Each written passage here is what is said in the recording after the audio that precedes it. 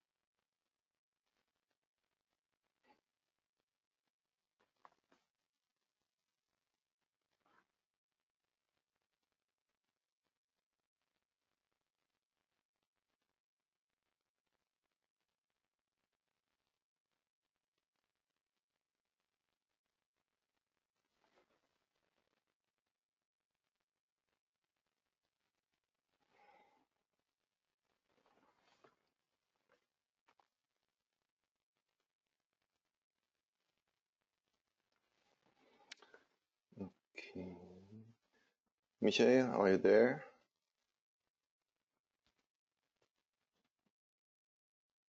Yes, I'm there. I just had to unmute myself, sorry. Okay. Okay, so I think we should be able to start right on time. There are a lot of people tuning in.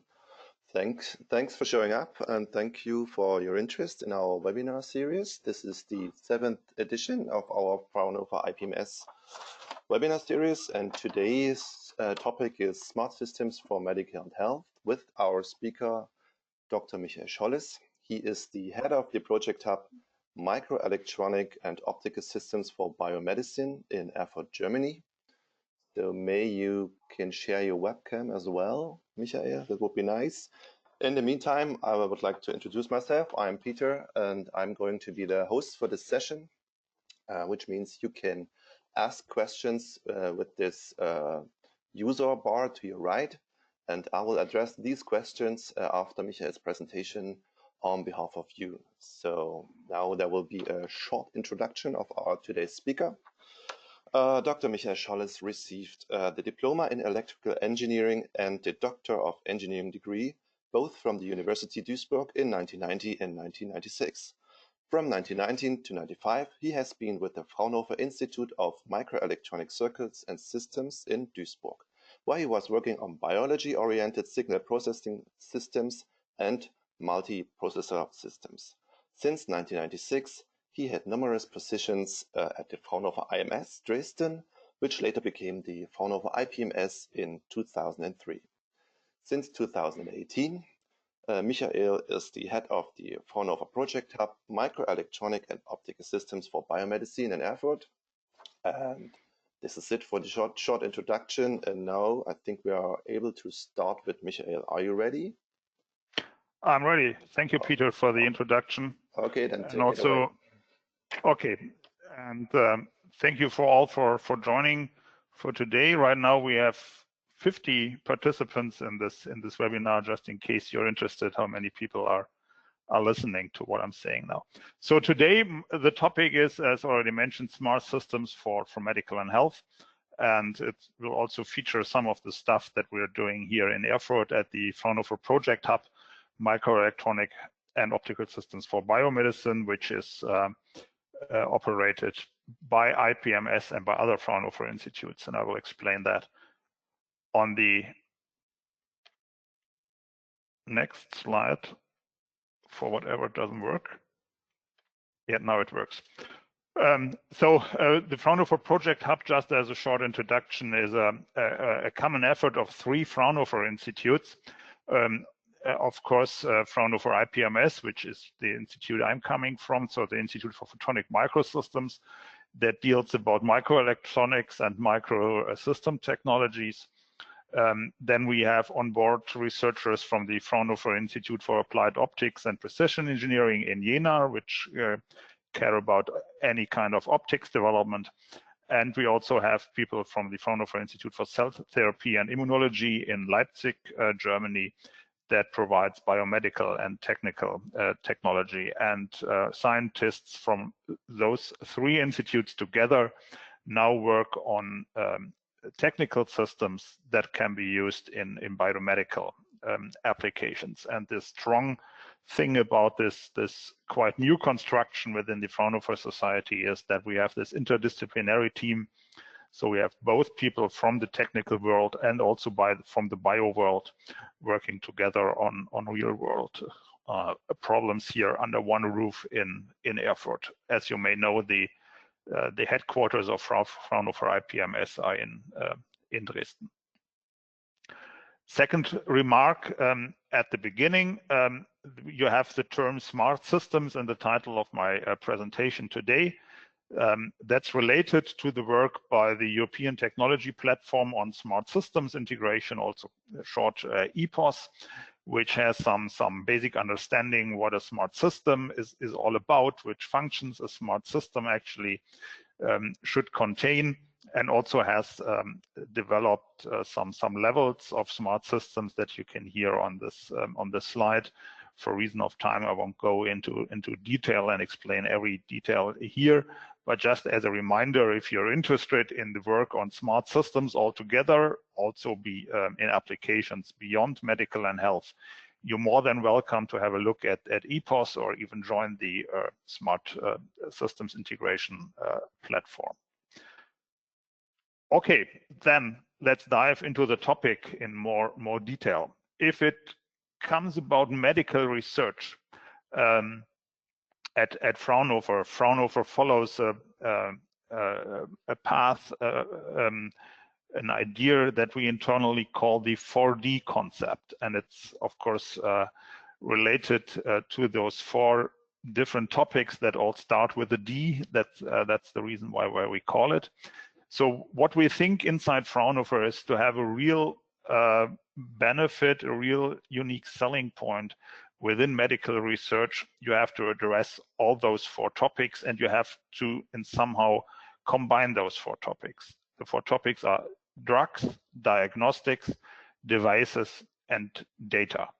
And of course, not everyone can work on all 4 topics, and therefore we have established some internal structures within Fraunhofer to bring people from different institutes, from different people with different competences together, so that in total we actually follow this 4D approach. Of course, the Fraunhofer Project Hub MEOS that I'm representing and which I will highlight a little bit more in today's talk is focused on the device side. Of course, we're also doing then devices that can be used for diagnostics, but we are indeed more on the technical development side. Diagnostics in this term more refers to actual development of bioassays and so on that then can be used for diagnostics. So this just gives you an impression about the entire landscape about medical research at Fraunhofer, and of course there are other partners to deal with if you are interested in other parts, for instance in drugs or in data to somehow work with the data that comes out of diagnostics. And of course we want to do something new. That's the goal of Fraunhofer always, and we want to somehow enable the disruption in healthcare that's looming on in a not too far away distance. And that there will be a disruption is quite obvious. On this slide, I've put together some numbers which are quite interesting, because 2 years ago, someone asked about people under the age of 25. What is your vision about how to deal with a doctor in the future, how to deal with medical supply, with medical diagnosis?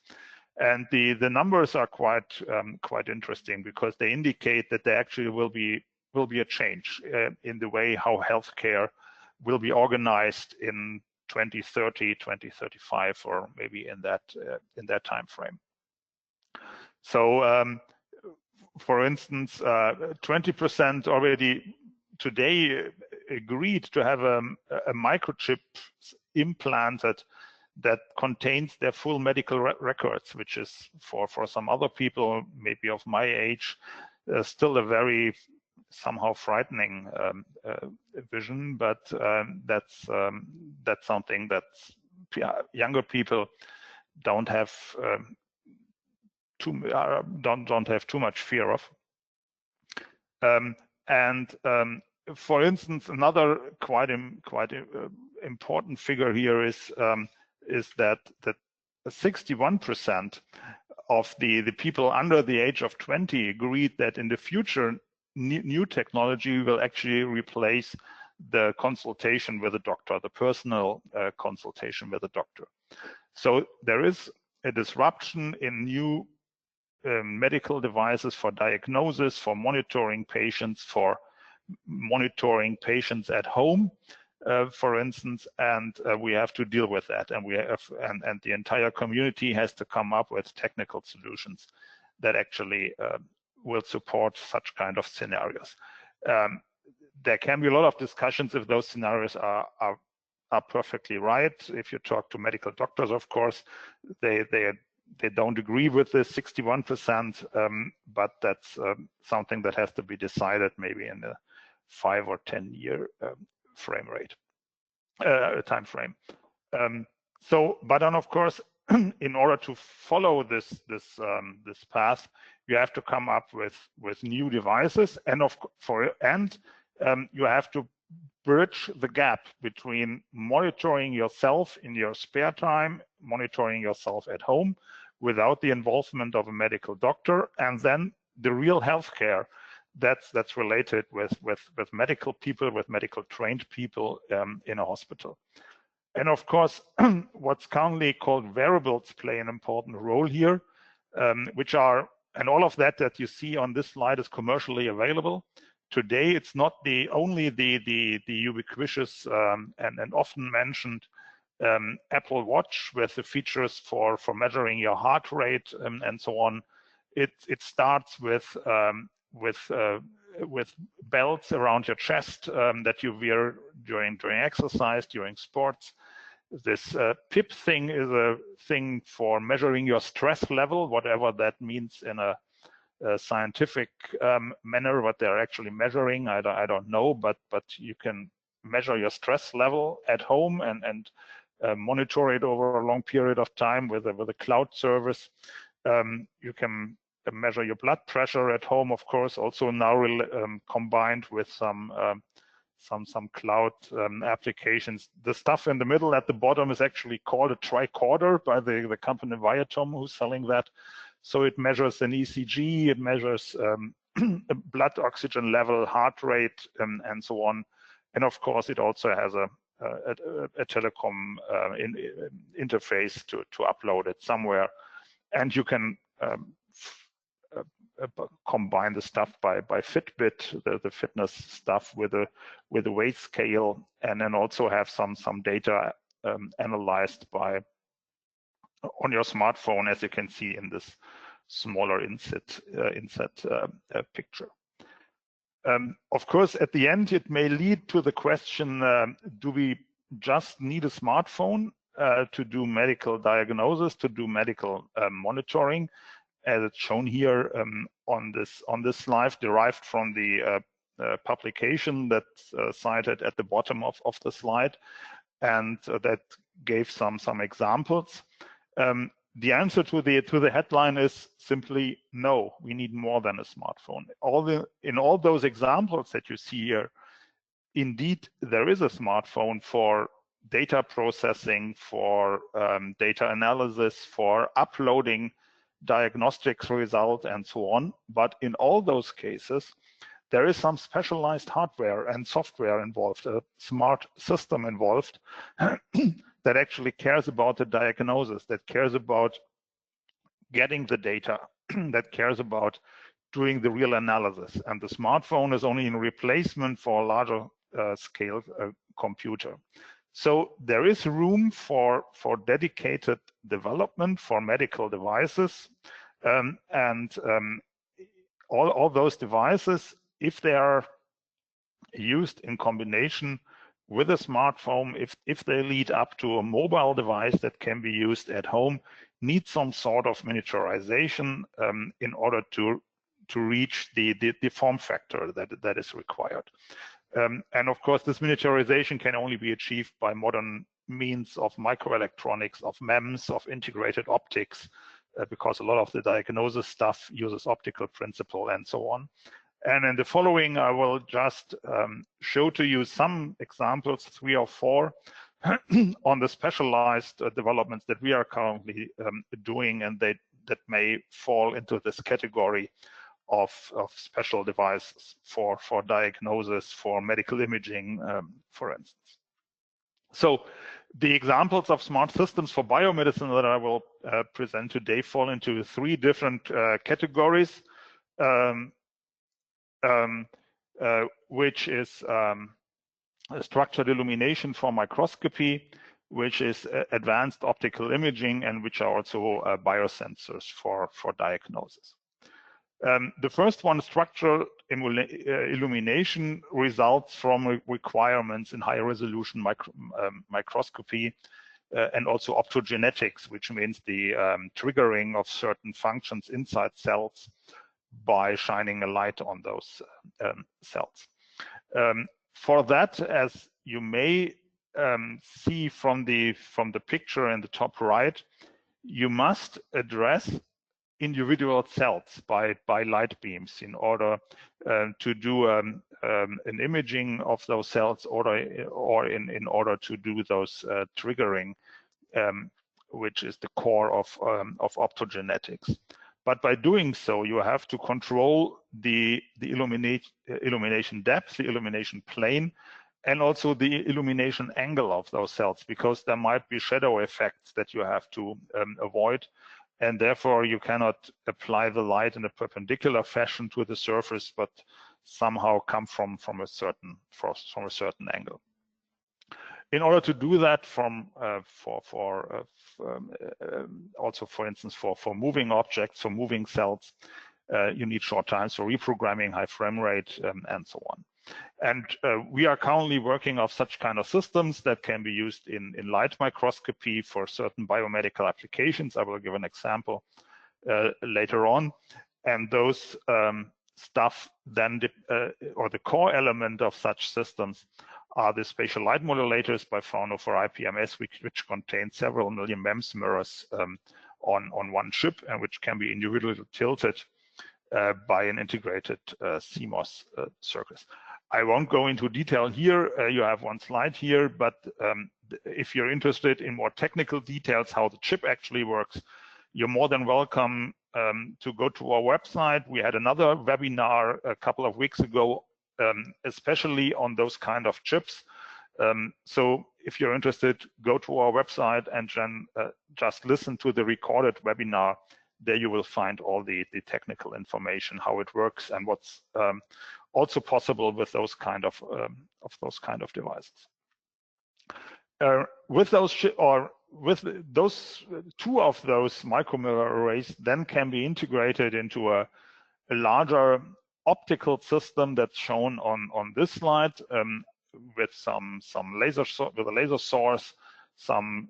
This integration tunnel is for despeckling, and then some passive optical elements to do the right illumination and the right projection of the light beam onto the object. And by this system, we can then selectively illuminate the sample through selected angles within the illumination aperture, as stated on the slide. And then with a camera, you can actually have a look at the object. And the idea now is to integrate this optical system into a smaller module that then can be attached to a commercial microscope that is used in life science applications. And what it then can be achieved is once again shown here on this slide. So by a mirror array, you can control the focal, as with a study the the light that is applied. And this is in line with the system that I've presented on the previous slide. One of the main goals is healthy cells, but they in this very hot topic of immune. The challenge is that the resection margin has to be tumor-free. If that's not the case, then you have to go back to the hospital sooner or later. To common surprise, there is no real technology nowadays to do such kind of test for a tumor-free resection margin in real time in the operation room nowadays. What's the state of the art for today is still a histologic cut that's then transferred during the operation, during the surgery, to a pathology lab or something like that. But that's time consuming, that's not applicable for certain parts of the body. For instance, if you have a tumor in your bones, you need a minimum volume of the cut, which is also not a good idea if for instance, if you have a brain surgery. Of course, you want to remove as little material, healthy cells as possible, and so on. And with one smart system that we're currently working on, we actually try to solve that problem that's shown here. So on the left-hand side, more or less, the application is once again pictured. So you want to ask the question: is the margin free of tumor cells? And the idea is now to label those margins with a fluorescence marker, and then apply a laser scanning confocal microscope, image the tumor margin with that, and do an online image analysis to see if there is any fluorescence signal or not. And once again, by MEMS technology, we can miniaturize that microscope such a way that it actually fits inside the operation room, that it can be handled by the surgeon. So you can imagine that the technical system at the far right of the slide maybe has a size of 20 centimeters square or something in that range. So it can be handled during the surgery, and it gives an more or less real-time decision if the surgery can be finished, or if additional work at the patient has to be done to get all of the tumor removed from the patient. So once again, this is currently also under development, and this, for instance, is this work is carried out in cooperation with the local hospital here in Erfurt, with doctors from neurosurgery and also from dermatology, in order to do testing of this device. And once again, it's a smart system because it contains the sensor, it contains the processing, it contains the analysis, and so on.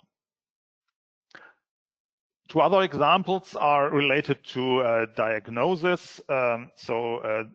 This is on one hand optical technologies for analysis of liquids. Of course, in our case, we care about body liquids, blood serum. It can also be urine, whatever it is. But we also care about technologies for the analysis of gases, and of course, in a medical context, that means analysis of breath. And you need certain technologies for that. You have to manufacture the devices. You have to understand the biology that's behind this. And of course, if it comes to diagnosis, you also have to care about the characterization and the functionalization of the surfaces that will actually the diagnosis will happen, and the diagnosis is basically based on a modification of the surface parameters. So the optical detection is based on a not so new principle.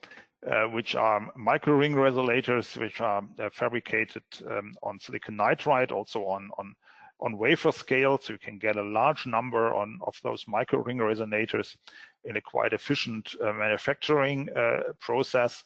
You benefit from all the scaling aspects of modern microelectronics. The basic principle is shown here on this slide. So you have this structure on the left-hand side, and then you functionalize the actual ring with receptors for a specific functional group, which is optimized for the molecule that you want to detect. And then for instance, by microfluidics, you apply the body fluid that you want to test. And if this fluid has some antigens or has viruses or whatever that fit to the receptor molecule, they bind to the surface of the microring resonator. And by this binding, the refraction index of the whole structure is changed, and this change then can be detected in an optical manner. And this is actually a very sensitive way to test for certain antigens or other biological molecules. For instance, it also works with quite small molecules. Of course, competing technology is SPR, surface plasmon resonance, but SPR needs a certain minimum weight of one individual molecule in order to work, and for instance, it doesn't work with hormones, and this is something that this technology or this technology that's shown here doesn't have. So we see some advantages in this optical technology. The chips are fabricated currently, and we're now working on putting together the system and come up with some first tests quite soon. And finally, breath analysis.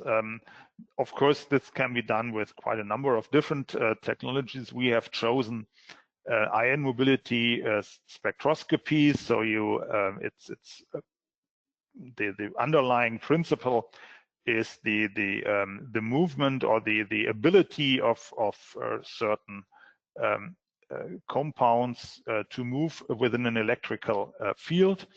And what's possible with this technology is to detect certain VOCs, volatile organic compounds, that, for instance, are included in every breath, in every man's breath. And the core component is then, of course, the filter element that separates the different VOCs from each other. Normally, this is a lab-style equipment, a lab-style component. And we have also been able to reduce the volume of the central filter element quite significantly, once again, by MEMS technology, as you can see on the bottom left side. And of course, the vision is to have a mobile breath analysis system that's maybe compared to the alcohol tester that the police uses.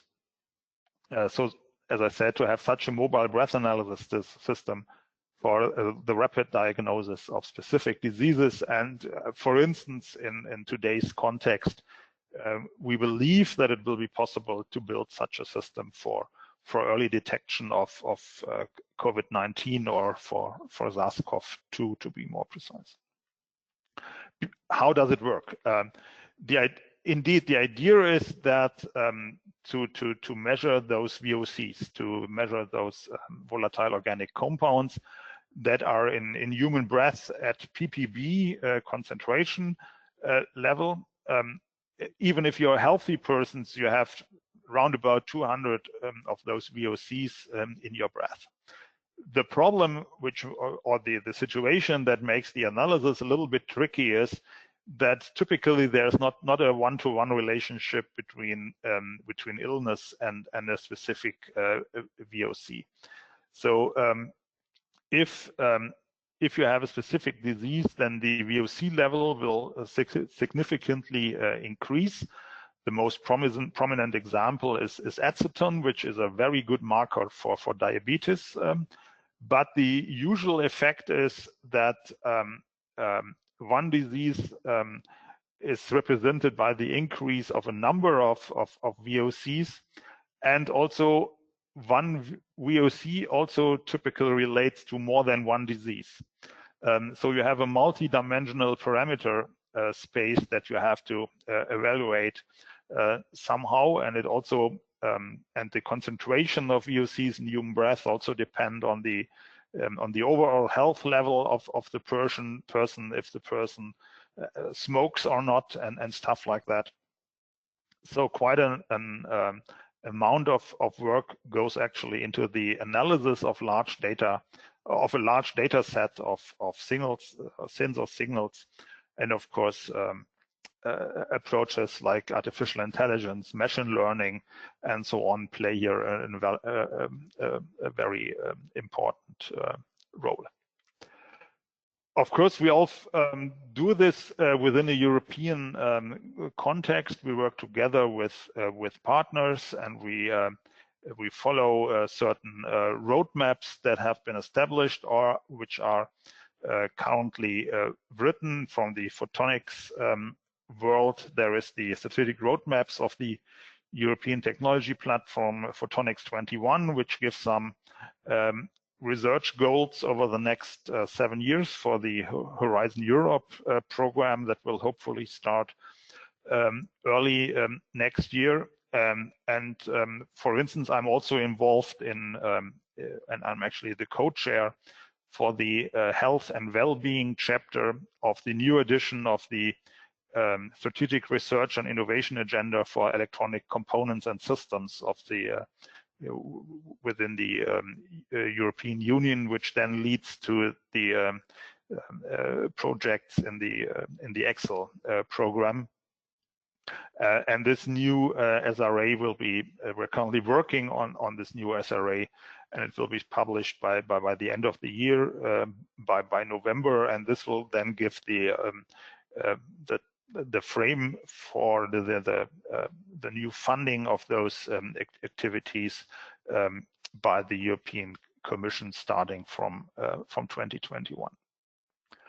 So to summarize this, my today's presentation. So I just gave you 4 examples of smart systems for new applications in biomedicine.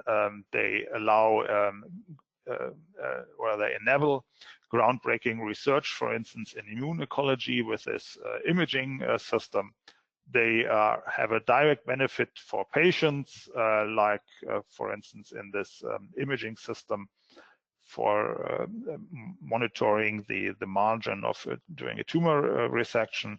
And they allow also better treatment in remote areas by advanced lab-on-a-chip system, because, for instance, this optical diagnosis, of course, can be easily integrated into lab-on-chip systems, and then the doctor can actually go to the patient in less developed countries, and not the other way around, as we are used it here in Germany and in Europe. All of that is only possible, as I've hopefully shown to you, by a combination of electronics, optics, fluidics, image and data processing, and of course by people who provide the competence of life science during the development, because for each of those complex smart systems, you have to include all those work into one development. As indicated by the slide with the smartphone, the miniaturization is key for almost of all those applications. Well, this is just a repeat. Interdisciplinary work is indispensable here in order to come up with those smart systems. And that's all I have for today. I thank you for your attention, for your interest in my talk today. Of course, we will have some time for question and answer. Just 2 minutes of advertisement here. We will continue as IPMS this series of webinars. The next one in about 4 weeks by my colleague Jörg Amelung on MEMS technologies for vehicle environment detection, and then roughly 3 weeks later we will have a talk on low-frequency MEMS ultrasound transducers by Dr. Bert Kaiser. And if you're interested in those talks as well, then please go to our website and register, and you will get all the information how to attend, like today. Thank you. And now back to you, Peter, for the question and answer session. Thank you, Michael, for your talk. As far as I can see, there are no questions yet, unless something went wrong with the system. I can't see any questions, neither in the chat room nor in the questions section. So let's wait a few seconds. Maybe something comes up, and I will tell you that there will be a follow-up email from us, including the slides from Michael Scholles, and you can watch this this webinar and all the other webinars at any given time. Okay, I think there is still no questions, but if you have questions later on, just contact me or Michael or okay, something comes up. There's a hand, but you have to type in your question in the question area, please, because that's the only way it works. So let's wait a few seconds. Okay, nothing comes up, then let's wrap this up. Thanks again, Michael, for your presentation. Thank you all for tuning in, and we hope to see you soon in one of our next webinars. And yeah, there will be a follow-up email with all the information you need. And if you have questions later on, just get in touch with us. And thank you, and have a good day. Thank you. Bye-bye.